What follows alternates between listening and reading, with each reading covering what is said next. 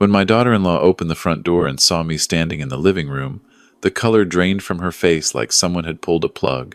She grabbed the door frame to steady herself. I had been waiting in that chair, my chair, the worn leather one by the window, for about 40 minutes, long enough to pour myself a cup of coffee from my own kitchen, long enough to set the folder on the side table where she could see it the moment she walked in. I looked at her and I said, calmly, "The way you speak when you've already won. Welcome home, sweetheart. We need to talk." She couldn't get a single word out. But I'm getting ahead of myself. Let me take you back to where this really began, because the ending only means something if you understand everything that came before it. My name is Gerald. I'm 64 years old. I spent 31 years working as a civil engineer for the county, mostly bridge inspection and infrastructure planning. I retired at 59 with a modest pension, a paid-off house in Asheville, North Carolina, and what I thought was a solid family around me. My wife, Patricia, passed from ovarian cancer 6 years ago. That loss reshaped everything. It took the color out of certain rooms for a long time. But I kept going, the way you do. I tended the garden she planted along the back fence. I kept her bird feeders full. I learned to cook more than just eggs and sandwiches. My son, Daniel, is 38. He and his wife, Renee, live about 20 minutes from me, or they did. After Patricia died, Daniel started coming around more. At first I was grateful. He'd help with the gutters. We'd watch football on Sunday. Renee would bring over casseroles. It felt like the family was pulling together. That's what grief does when it works, right? It draws people closer. What I didn't understand then was that not all proximity is warmth. Some of it is surveillance. About 2 years ago, Daniel started mentioning, gently at first, that the house was getting to be a lot for one person. He said it with concern in his voice, the way a good son would. He said he worried about me being alone in a 4-bedroom house with all those stairs. He mentioned a couple of his friends whose parents had downsized and were so much happier. I listened, nodded, and didn't think much of it. I was 62. I wasn't ready to talk about downsizing anything. Then the suggestions became more specific. He mentioned a continuing care community out past Weaverville. He drove me out there one Saturday, and I'll admit, the grounds were beautiful. We had lunch in their dining room. The staff was friendly. But when we got back to my house that evening, and I walked through the front door and smelled the wood and the old books and Patricia's ghost still hanging in the curtains, I knew I wasn't going anywhere. I told Daniel as much. He said he understood, but he didn't stop. The real shift happened around 18 months ago. Renee started joining the conversations. She was subtler than Daniel, which should have put me on guard. She'd ask about the roof, about the HVAC system, about whether I'd had the foundation checked lately. She framed everything as concern. One evening, over dinner, she said, "Gerald, we just want to make sure that if something happened to you, everything would be organized, for your peace of mind." She said your peace of mind while looking at Daniel in a way that had nothing to do with my peace of mind. A few weeks after that dinner, Daniel brought up a document. He said his friend, a guy named Travis who worked in financial planning, had suggested that, for older homeowners living alone, it was smart to set up a property management arrangement. Just in case. He had papers with him. He said Travis had drawn them up, that it was standard stuff, that it basically just meant that Daniel could handle property decisions on my behalf if I were ever incapacitated or unavailable. He used the word unavailable. I remember it because it's an unusual word to use about your father. I told him I wanted to read it myself before I signed anything. He said, "Of course, absolutely, take your time." He left the papers with me. I read them twice that night. The language was dense, but one clause stood out. It gave Daniel broad authority over the property, including the ability to list, negotiate, and execute sale contracts on my behalf, under a durable power of attorney structure. It wasn't a management arrangement. It was a transfer of control. I put the papers in my desk drawer and didn't mention them again. I told Daniel the next time I saw him that I was still looking them over. He said that was fine. He said there was no rush.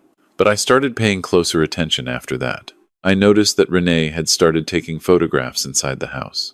Not obviously, she wasn't walking around with a camera, but I caught her twice with her phone out in the rooms I wasn't in. And once I found her in Patricia's sitting room upstairs, the door partly closed, and when I pushed it open, she startled and said she was just looking for the bathroom, The bathroom is on the other side of the hall. She has been to my house at least 40 times. She knows where the bathroom is. I said nothing. I started keeping notes. About a year ago, Daniel called me and asked if I wanted to join them for a long weekend trip. He said Renee's cousin had a place near Hilton Head, South Carolina, right on the water, and they thought the sea air would do me good. He said it had been too long since I'd taken a real break. I hadn't been away from Asheville in almost 2 years at that point, and I thought, maybe he's right. Maybe I need a few days out of this house. I agreed to go. We drove down together, the three of us, on a Thursday morning.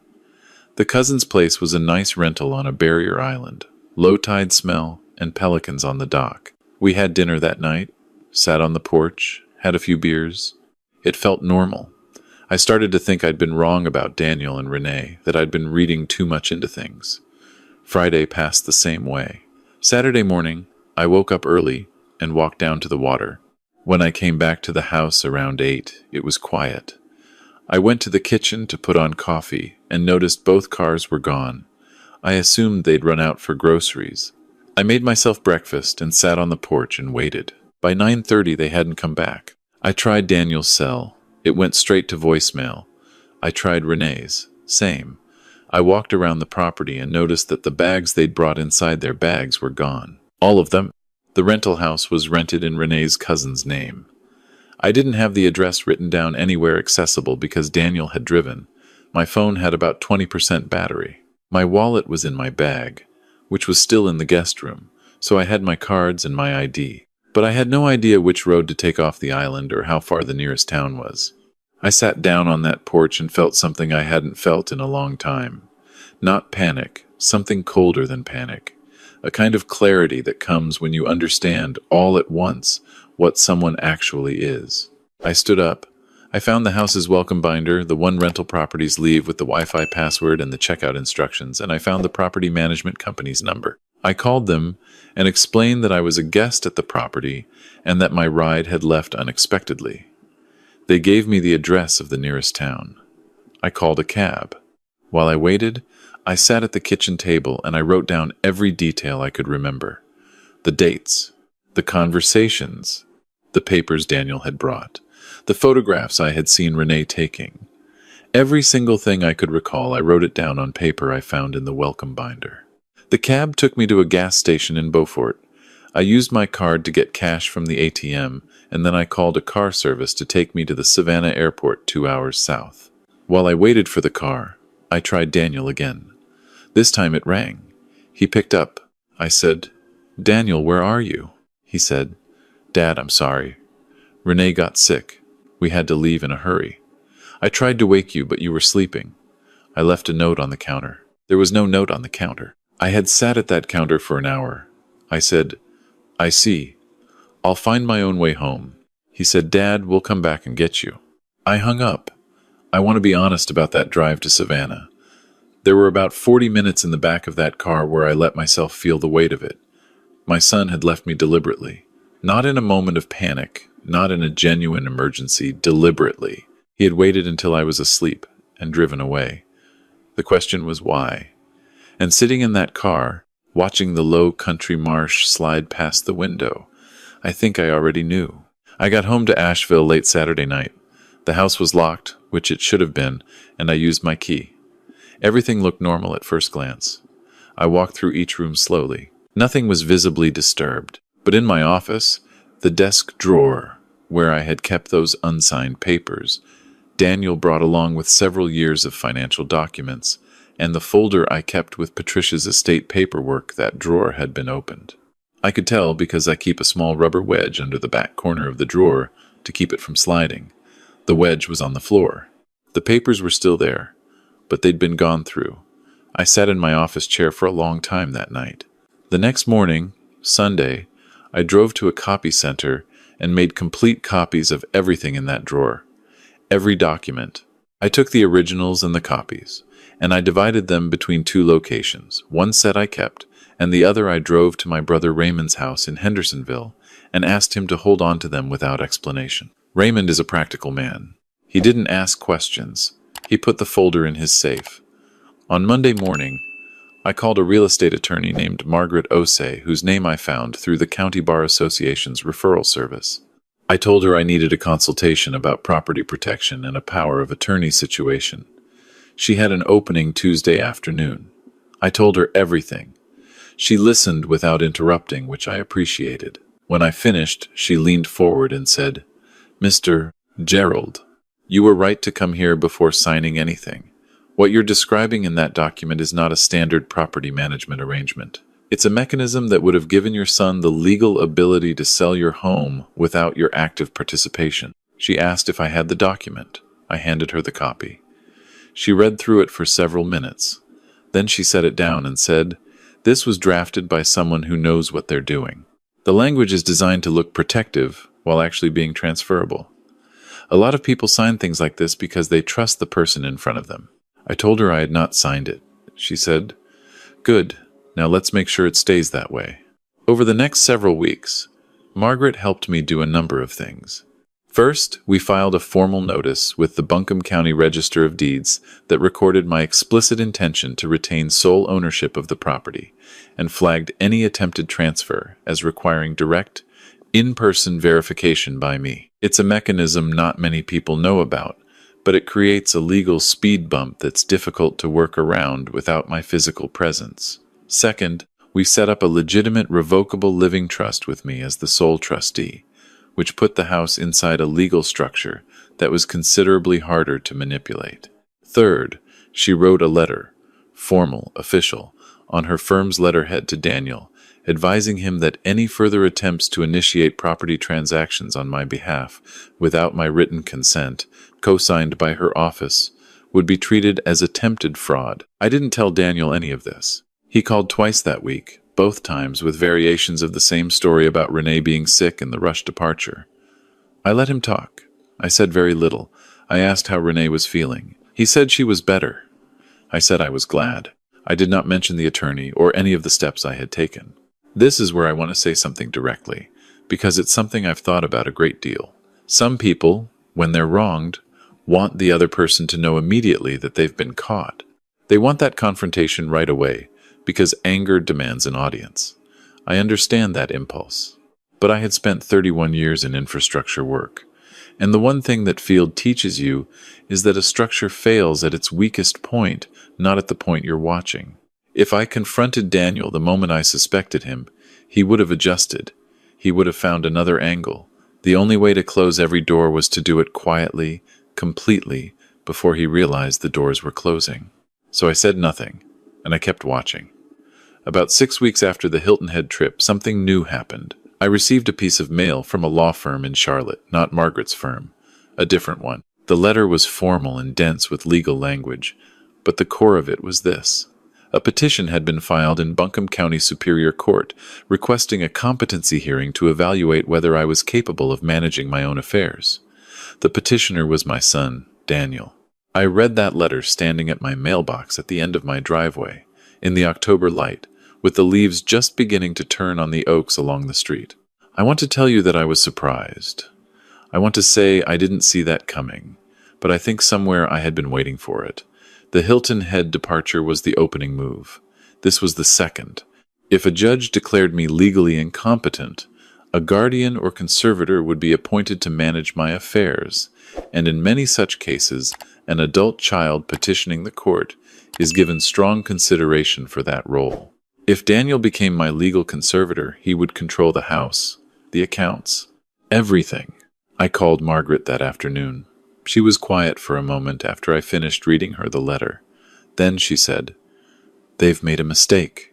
I asked what mistake. She said, "They filed this in the wrong sequence. They should have gotten the property transfer in place before filing a competency challenge. Now they've tipped their hand while you still have full legal standing. We can respond. And we can respond aggressively." She filed a counter motion within the week. Margaret requested that the court appoint an independent guardian ad litem to investigate the origins of the petition, and she attached to the filing 3 things: the unsigned power of attorney document, the formal notice we had already filed with the Register of Deeds, and a sworn statement from me detailing the Hilton Head incident with dates, times, and the phone records from that morning, showing my repeated unanswered calls to Daniel. Then she did something I hadn't expected. She contacted the Bar Association and filed a separate complaint against the Charlotte firm that had submitted the competency petition on the grounds that the petition contained a material misrepresentation. It stated that I had exhibited signs of cognitive decline and inability to manage basic daily functions, which is a serious claim that required supporting documentation. The documentation they submitted was a single letter from a physician I had never seen or met, dated 3 weeks earlier. A doctor I had never seen had written a letter about my cognitive state. Margaret found out who he was. His name appeared in disciplinary records as having had his license reviewed for providing documentation in legal proceedings without direct patient examination. She included that information in the bar complaint. The guardian ad litem the court appointed was a woman named Sheila Vance, and she was thorough. She came to my home twice.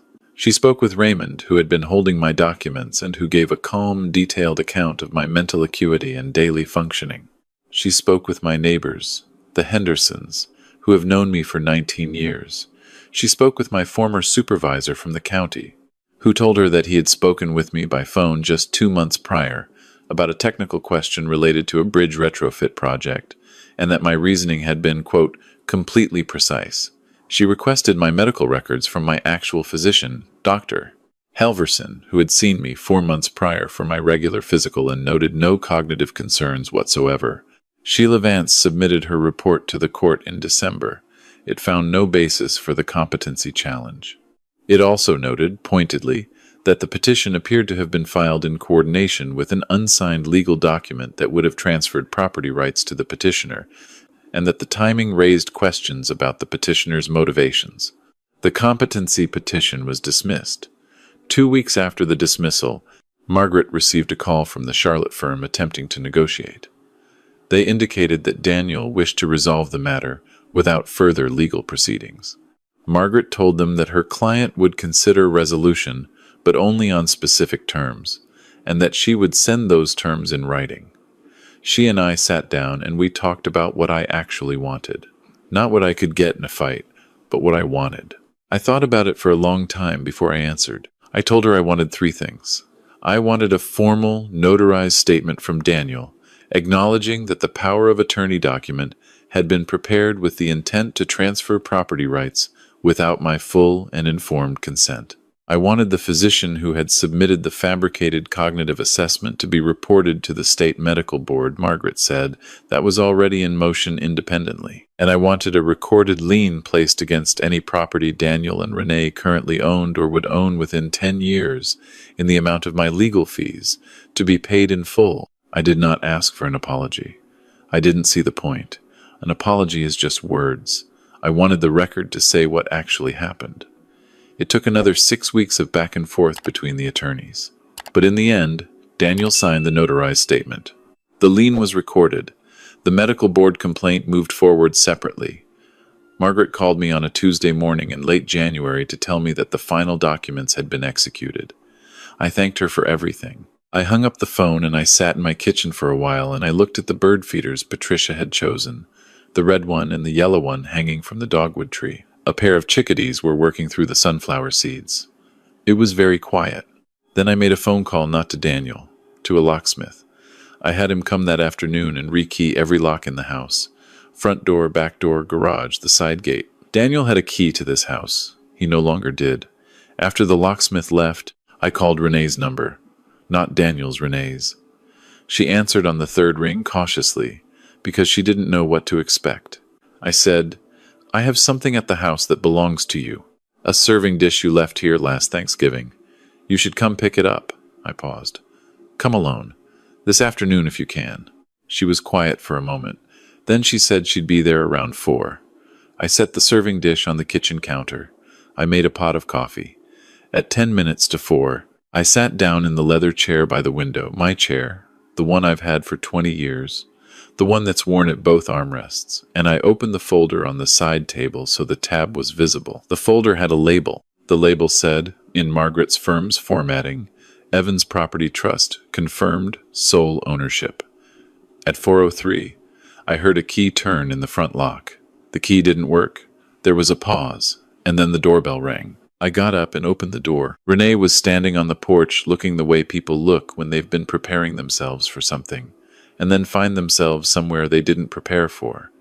She saw me.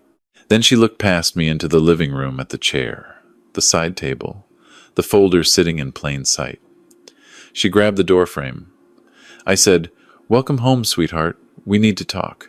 I stepped back and held the door open. After a moment, she walked in. I won't tell you the full conversation.